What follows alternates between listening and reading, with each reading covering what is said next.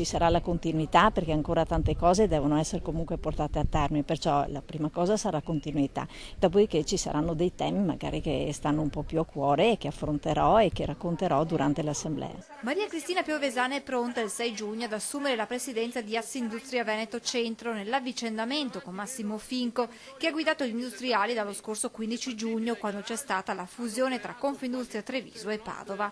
Quel giorno venne decisa l'alternanza alla guida dell'associazione, il primo anno con Finco, che ora assume la presidenza vicaria, mentre quella effettiva spetterà a Maria Cristina Piovesana, soddisfatta di questo primo anno di vita di Assindustria Veneto Centro. Una fusione e poi l'integrazione sicuramente non è cosa facile, ma vedo che c'è ancora molto entusiasmo e le cose stanno andando molto bene. Intanto bisogna fare i conti con una situazione economica del paese non certo facile. Vorrei dire che di fatto è una ripresa di fiducia e che vediamo la luce in fondo al tunnel.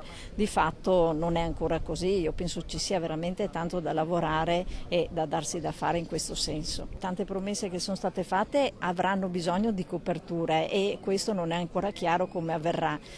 La cosa tante volte più facile è quella di andare presso le imprese, però insomma direi che le imprese hanno già dato tanto e così anche i lavoratori. In questo scenario si inseriscono poi i continui richiami dell'Europa all'Italia sul fronte conti pubblici. Bisogna andare giustamente in Europa e discutere e rinegoziare e vedere effettivamente quali sono i temi e come affrontarli.